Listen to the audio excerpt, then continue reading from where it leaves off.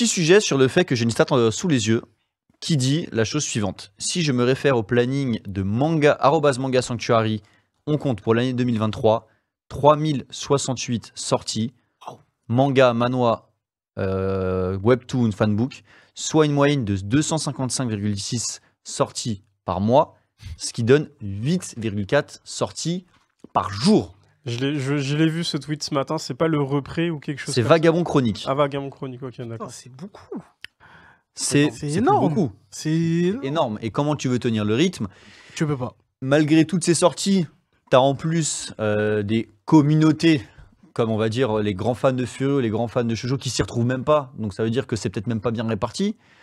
Il y a beaucoup de sujets sur le fait que finalement, c'est la quantité au détriment de la qualité. On sort des œuvres trop vite, qui sont pas forcément sélectionnées comme il faut. T'es pas d'accord? Non, si, je suis d'accord. Si Des Ok. œuvres mid. Des œuvres mid. Vas-y, Faut le tu dire. peux développer. Non, mais c'est tout. Ok, des œuvres mid. Il voulait juste que. Je suis d'accord. Et peut-être qu'à côté de ça, il y a des œuvres qui mériteraient de sortir, qui ne sortent pas finalement. Saiki Kusuo. Qu'est-ce que vous en pensez? Déjà, financièrement, ou même si vous aviez les sous, est-ce que vous trouvez que c'est trop? Pour quelles raisons, Nachu? Dis-nous ce que t'en penses. Franchement, je sais pas. Non, non. Je sais pas. Non, Ok. En vrai, il y a. Enfin, l'année 2023, elle a été marquée par énormément de sorties, surtout le dernier mois, celui du mois de décembre. Mais effectivement, je pense que le marché, il est plus que inondé. Et je pense que les éditeurs, même si les chiffres de l'année 2023 ont été en baisse par rapport aux années précédentes, il faut savoir que pendant le Covid, il y a eu plus du 300%, enfin des chiffres que tu verrais jamais en temps normal, parce que on était tous confinés. Le truc, c'est qu'aujourd'hui, ça redescend, mais je pense que les éditeurs ont toujours cette volonté de vouloir sortir toujours plus, et encore plus, et encore plus, sauf que on est toujours dans une inflation, et que nos porte-monnaies ne suivent pas, et il y a des choix qui doivent être faits, et c'est là où ça devient compliqué pour le marché. Et aussi, on n'est plus à l'époque du Covid. C'est Là, terminé. c'est fini. Alors, ils se disent pas que Il faut passer à ça. autre chose. Ouais, c'est ça. Ouais, t'as plus le même temps pour consommer autant de divertissement que tu veux. Mais après, c'est la société actuelle. Il y a un truc qui est bien là-dessus quand même, c'est qu'il y en a pour tout le monde. Tu vois, chacun qui va se lancer dans le manga va trouver un manga, je pense, à sa portée, ce qu'il va apprécier. Par contre, moi, je fais pareil, le rapprochement aux jeux vidéo quand tu dis du Quanti face au Kali. Putain, les licences qui nous sortent des trucs tous les ans. The Last of Non, mais Us. c'est surtout que Ça fait il chier. y en a pour C'est tout le pas monde. abouti. Non, mais il y en a pour tout le monde depuis un bail. Mais C'est là, pas il y en a en sortant beaucoup trop. 50 000 par, De plus, par oui. an qu'il y Ouais. en aura plus. Et regarde là, l'homme de l'ombre vient. Voilà, ça c'est le tweet que j'ai lu tout à l'heure. L'homme de l'ombre vient de m'envoyer un document qui donne les sorties de février. Et pourquoi est-ce que j'ai sorti mon téléphone? C'est pour mettre un minuteur de 1 minute. Parce que si je m'amuse à toutes les lire, ça sera trop long. Donc je vais mettre un minuteur de 1 minute et je vais mettre au défi. 30 secondes, 1 minute c'est trop long. Et je vais mettre au défi d'en lire le plus possible et vous allez voir à quel point il y a de sorties rien qu'en février. D'accord? Vous allez être choqués. Vous êtes prêts ou pas? Ouais. Bon, 1, 2, 3. Akane Banashi, tome 4. Badux, tome 4. Bofuri, je ne suis pas venu ici pour souffrir alors que j'ai tout mis en défense, tome 7. City Hunter Rebirth, tome 13. Country Diary, tome 2. Dark Gathering, tome 1. Dark Gathering, tome 2. Dragon Quest, les héritiers de l'emblème, tome 32. Le Palais des Assassins, 1. Les carnets de l'apothicaire, enquête à la cour, 4. My Hero Academia, 38. My Hero Academia, le dessin facile, 1. My Hero Academia, le dossier secret de UA, 6. Ranking of Kings, 12. Retour du clan Waza, 1. Retour du clan Wazan, 2. Ouais. Stand Up, 3. Allez, on passe du 1er au 2 février maintenant. Wow. Et ça fait 30 secondes. Ça, c'était un jour. Ça, c'était un Un jour. jour. Wow. Vous voulez qu'on fasse le 2 février? On fait le 2 février. Oh, tu peux relancer la musique. Abyss Azure 3. Boys Abyss 8. Dan Machi Arc 2. Fire Force 33. Igo no Kami, celui qui tisse les fleurs 1. Ouais. Nagahama To Me or Not to Be or Not to Be. Sakura Saku 5. The Faris Incident 5. Togen Anki, la légende du sang maudit 14. Voici pour le 2 février. Punaise. C'est une folie en vrai. Il y a tellement de sorties Et- en peu de temps. Je finis par montrer mon ordi avec les sourds, donc ça c'est la petite pub, d'accord? Avec les meilleures sorties. Ça commence là, et regardez. Ah ouais, ouais. Normalement. ouais. Il y en Vous a voyez à droite, énormément. Ça, c'est février, ça? C'est juste Ça c'est février. février, regarde. Regarde, si j'attends, là, depuis tout à l'heure, on a fait jusqu'à... C'est en France, on est d'accord. En Ouais, France, ouais, là ouais. on est au 15 février, on est au milieu du mois. Ils ont juste grillé qu'il y avait un marché énorme en France. Non, il n'y a plus de marché, c'est fini. Justement, ils l'ont bousillé. Regarde, hop, on continue, on Qui continue, n'aurait on pas continue, créé on une bulle continue, on Spicaldati. continue, on continue. Et voilà, on a fini. Oh, le bug. C'est Personne n'a c'est noté. abusé. Bah voilà, regardez la régie qui est trop vive. Je sais Oh pas là. comment ils font pour avoir toutes mes infos, mais ils sont très rapides.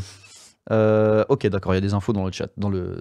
En fait, moi, je me pose une question, c'est que là, sur tous les titres qu'on voit, est-ce que du genre tout le monde achète ces séries? C'est ça le truc, c'est que ok, les éditeurs, ils doivent récupérer des licences, mais aujourd'hui, là, franchement, sur les trucs que t'as cités, et si là, Max, il s'arrête, voilà, arrête-toi là.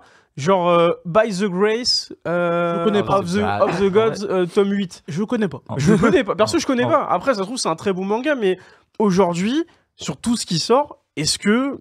Là, parce que là, je vois le tome 8, je suis pas sûr que tout le monde soit à jour sur cette série. Hein. Mais en vrai, je pense qu'il y a des gens comme ça qui collectionnent beaucoup de mangas, qui en ont déjà beaucoup chez eux, qui sélectionnent des titres comme ça, qui les attirent un petit peu, qui vont acheter le tome 1 et voir si ça leur plaît et continuer par la suite. Mais moi, voilà, ça va pas être mon style. Moi, j'ai déjà mes préférences et tout. Je sais déjà qu'est-ce que je vais acheter à l'avance. Mais je pense qu'il y a ce genre de personnes qui sélectionnent une petite liste et choisit C'est possible, c'est possible. des nouveautés, en fait. Ouais, et je pense aussi qu'il y a des maisons d'édition, comme les éditions Pika, donc c'est pas une critique, hein, c'est vraiment un constat, qui vont miser clairement sur la stratégie qui n'est pas on va sélectionner avec attention des œuvres, et si on l'a choisie, c'est parce qu'on sait qu'elle a un potentiel, et si elle flop, c'est un échec. Donc ça va être plus des mangetsu, je pense. Et les Pika, ça va être, on va en choisir énormément, on va faire plein de sorties. Si tout, je crois qu'ils ont quoi? Ils ont une dizaine de sorties par mois, un truc comme ça. Ok. S'il y en a une qui fonctionne tous les mois, c'est un succès. Mais s'il y en a 9 qui ne fonctionnent pas, c'est un échec. Et finalement, bah, regarde, tu réfléchis à Pika, dans les sorties récentes, on va dire, qui me viennent en shonen un peu basique, qui ont fait du bruit, tu vois, il y a Blue Lock, Gachakuta. Gachakuta, ouais. Gachakuta, c'est déjà un succès. Bah, Oh, quand en vrai, même, ça a hein. fait du bruit quand même, je trouve. Ça a fait du bruit, Le hein. petit Il y a eu- pop-up sort. Oui, il y a une bonne stratégie de com, mais au long terme, est-ce qu'il y a un succès? Je sais pas. Blue Lock, énorme succès, mais tu vois, c'est des petits points comme ça, des petites gouttes, mais qui ont vraiment beaucoup, qui ont fait beaucoup de bruit. Mais finalement, c'est quelques flèches qui ont atteint la cible parmi énormément, tu vois. Ouais, j'adore les métaphores. Wow. Dans le chat, on nous parle, on réagit, hein, ça réagit fort. Et juste après la régie, on vous entend, vous donnerez votre avis. Le chat, c'est vraiment dommage parce que c'est sûr que certains titres et nouvelles séries intéressantes vont passer en dessous des radars. Meian qui sort 30 000 Isekai et Fury. C'est vrai. Les maisons d'édition s'éparpillent beaucoup trop dans les séries. Ils devraient se recentrer et privilégier la qualité au détriment de la quantité. Sinon, ils foncent droit dans le mur dans pas longtemps. Kevin, respire fort, frérot. Merci. Le souci, c'est les maisons d'édition comme Nueve, ouah, ça tire, hein, qui font des tomes d'ailleurs magnifiques, mais qui sortent beaucoup trop de séries qui d'ailleurs ne se terminent jamais. Ce qu'on veut, c'est des séries complètes, pas 50 tomes 1. Ça correspond un peu à ce que tu disais. Voilà, et bon, il y a Matma qui s'est déterre à compter le nombre de tomes pour février. C'est 116 nouvelles sorties de début de l'année au 9 février. Ouais, c'est une Wow. dinguerie. En fait, moi, j'ai vu des chiffres. Faut savoir que là, en classement des éditeurs sur l'année 2023, Pika a sorti 255 nouveautés. Mais Pika, aujourd'hui, ils sont deuxième sur le marché. Ils ont récupéré la place de deuxième. Glénat, toujours premier. Et troisième, si je dis pas de bêtises, je crois que c'est Kana ou Kana, Kiun, si je dis ok. pas de bêtises. Kana, c'est 204 nouveautés. Meian, 203. Glénat, 123. Kiun, 109. Kurokawa, 98. Et Crunchyroll, 65. Ok. Kiun 109. Ouais. Ah, je pensais pas que Kiun c'était autant. C'était par rapport C'est aux presque autres, 10 par an, quand même. c'est. Par moi.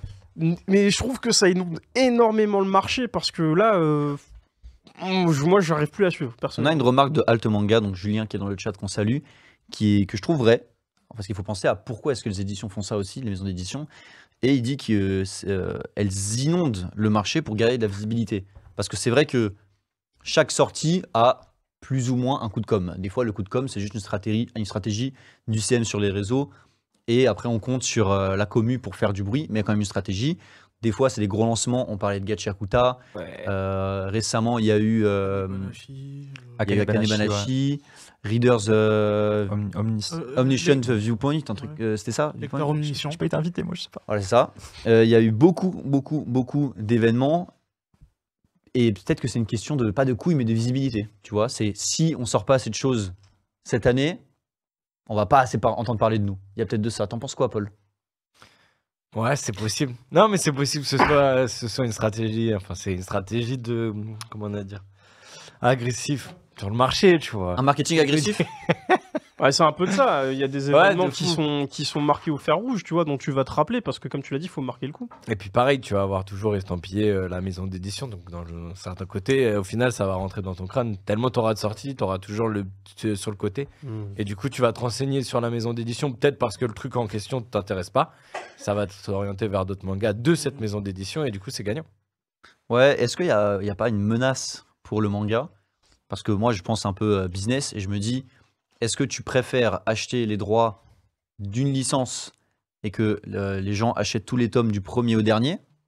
Ou est-ce que tu préfères acheter les droits de 10 licences et tu vas acheter, et les gens vont acheter 10 tomes 1 mais n'ont pas aller au bout, mais tu n'auras pas imprimé que 10 tomes 1, enfin que le tome 1, tu auras imprimé plein de tomes. Est-ce que c'est vraiment viable? On a eu une conversation avec quelqu'un, avec Chris, on dira pas qui parce que je pense qu'on peut pas le dire, à Angoulême, qui disait que aussi, des fois, il y a une surproduction volontaire de la part de maisons d'édition dans le but de faire fonctionner tout le marché de distribution. Tu te souviens ou pas de la conversation qu'on a eue? On dit pas qui c'est, hein. Dans le but de faire fonctionner tout le marché de distribution, c'est-à-dire que on va sortir beaucoup de choses, imprimer beaucoup de choses, envoyer plein de choses aux librairies qui vont dire ah non, on n'a plus de place. Ils vont te les renvoyer et finalement, tu crées toute une économie autour de ça. Parce qu'il y aura des frais d'impression, d'envoi, etc. Et finalement, peut-être que la maison d'édition ne va pas gagner des sous, mais la grande filiale de distribution qui est propriétaire de cette maison d'édition va gagner de l'argent. Donc c'est vraiment le côté business qui prend le dessus sur carrément le côté on veut que les gens lisent. Après, il y a aussi le fait que les maisons d'édition doivent récupérer certaines licences dont elles savent que ça va pas marcher pour pouvoir récupérer une grosse licence derrière, tu vois. C'est un espèce un peu de mercato où on récupère plusieurs joueurs pour ensuite avoir le gros joueur ou le numéro 1 de la draft ou ce genre de machin. Bah, c'est pareil en fait pour les maisons d'édition. Tu es obligé de prendre des vieilles séries pour te dire ok, cet éditeur japonais me fait confiance, comme ça je vais choper sa grosse série et là je vais pouvoir faire du chiffre avec. Mais après, il faut trouver l'équilibre entre ta perte de coûts et ce que tu vas gagner plus tard avec la grosse série. Moi, après, je t'avoue, j'ai une question peut-être bête, mais Il n'y a pas de question bête, Otomodachi. Chou, il me fait. En fait, c'était en mode. Faut faire une phrase, vas-y. Ouais, attends. Toi aussi, au Ah, mais découpage. c'est vrai qu'il voulait parler tout à l'heure. Au découpage, il va être difficile lui aussi. Par contre, le bruitage, je sais pas s'ils veulent parler, mais il est bien choisi pour Paul là. Ah, vraiment. Non, parce que j'ai perdu mon idée. Du coup. Bah, Max, vas-y. Hein. Non, attends, ma question c'était. Vas-y, Max, meuble, et après j'arrive. Allez, tu réfléchis, tu notes ta question, Max. On veut ton avis. Est-ce qu'il n'y a pas une Ah oui, c'est question de. Ils achètent des packs. C'est-à-dire qu'ils en achètent. Pour en avoir un, ils doivent en acheter plusieurs auprès des licences.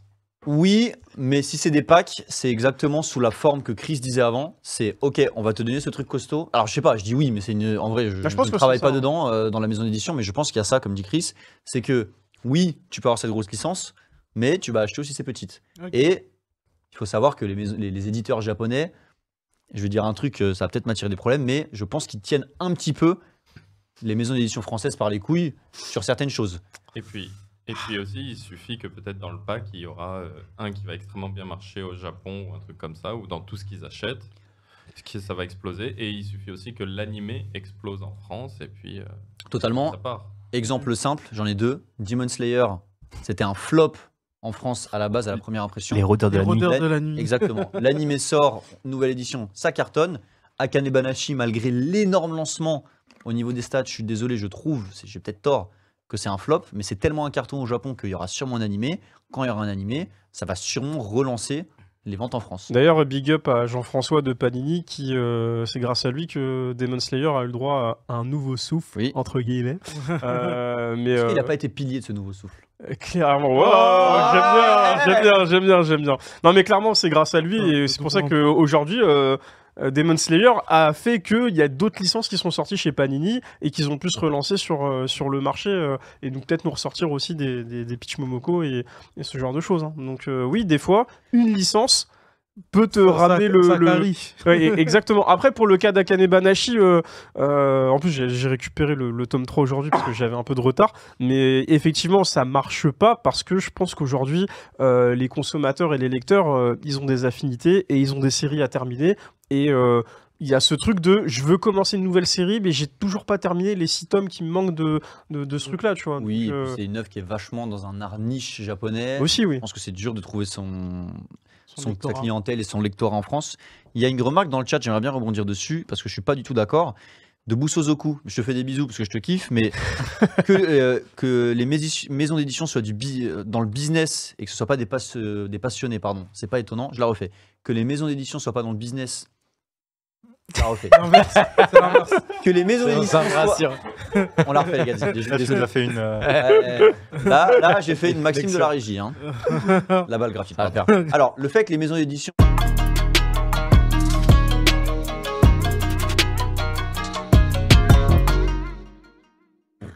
Ouais, il m'a puni. Il m'a puni. La punition. Allez, je peux la refaire, Max, ou pas? Tu me laisses la faire ou pas? Oui? Ok. Le fait que les maisons d'édition... Non, dire que les maisons d'édition soient C'est ça, exact. business et que ce ne soit pas des passionnés, je trouve que c'est faux. Parce qu'on bosse avec les maisons d'édition et on bosse avec les gens qui vraiment mettent la main à la pâte. Et ces gens qui mettent la main à la pâte, ces personnes, ces humains et humaines, sont pour 90% des passionnés. T'as pas le choix d'être un passionné parce que si tu l'es pas, tu pourras pas rendre un produit fini qui est qualitatif. Le graphiste qui bosse sur les lettrage, s'il n'a pas une expérience là-dedans, il sera pas efficace. L'ACM, si elle connaît pas l'univers manga, elle saura pas comment parler à la commu, qui d'ailleurs est qui a aucune limite dans l'agressivité des fois. Il faut qu'elle connaisse le manga. Les gens qui font les events manga, il faut qu'ils les connaissent. Bien sûr. Après, les faut chefs se des rappeler- maisons d'édition, ils les Il faut connaissent. se rappeler que les maisons d'édition elles doivent être rentables aussi, hein, tout simplement. Et c'est pour ça que je voulais dire que les gens qui mettent la main à la pâte sont des passionnés. En revanche, les gens qui sont au-dessus, qui ont créé la maison d'édition ou qui, des fois, sont des passionnés, mais le business te rattrape parce qu'à un moment, le but, c'est pas d'avoir les poches vides ou bien tu te fais racheter des fois et c'est la personne qui te rachète qui t'a racheté pour l'argent. Là, par contre, on va parler peut-être de business et pas de passion. Mais les gens qui mettent la main à la pâte, Ils sont pas mettre la main à la passion. Tu déformes mes propos. J'ai dit des businessmen, pas que des passionnés. Non, en fait, ce qu'il veut dire par là, c'est que... J'ai une pas marqué question, man moi, mon quand book. même. Il y a marqué que les maisons d'édition soient des business et pas que des passionnés, c'est pas étonnant. En fait, ce que veut dire Kevin, c'est que tous ceux qui sont vraiment au graphisme, pardon, à la presse, à la com et tous ces rôles-là, en fait, oui, eux, ce sont des passionnés parce que nous, on les fréquente. Mais après, il y a le côté commercial et les commerciaux, bah, eux, en fait, ils sont là pour faire du chiffre et en fait, ils lisent pas forcément tous les mangas.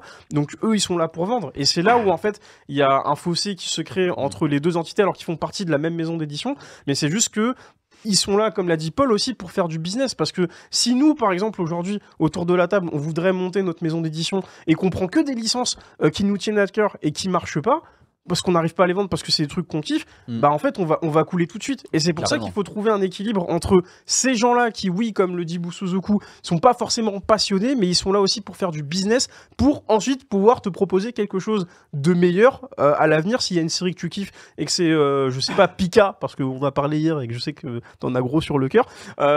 Et bah quand Pika prendra cette licence-là, tu seras content parce que derrière il y aura eu du taf qui aura été fait avant. Ouais, et dans le chat, il y a Escout qui nous dit c'est pas des associations à but non lucratif, faut pas être naïf, le but c'est de faire de l'argent. C'est ça. Il y a des maisons d'édition qui ont commencé purement par passion, qui se font racheter ou qui grandissent et tu as des enjeux qui font que c'est business. Mais voilà, les petites mains, même, je vais donner une anecdote, c'est des fois elles subissent ce qui se passe parce que les demandes augmentent, on achète plus de licences, on va sortir plus de bouquins. Les équipes dans les maisons d'édition, elles n'augmentent pas. Bon, les salaires, j'en parlerai même pas. Mais il y a des petites mains dans les maisons d'édition qui subissent cette surproduction parce que eux, derrière, ils doivent l'assumer dans tous les domaines de la sortie d'un manga. Graphiste, community management, les sorties, la pub, tout, ça. tu vois.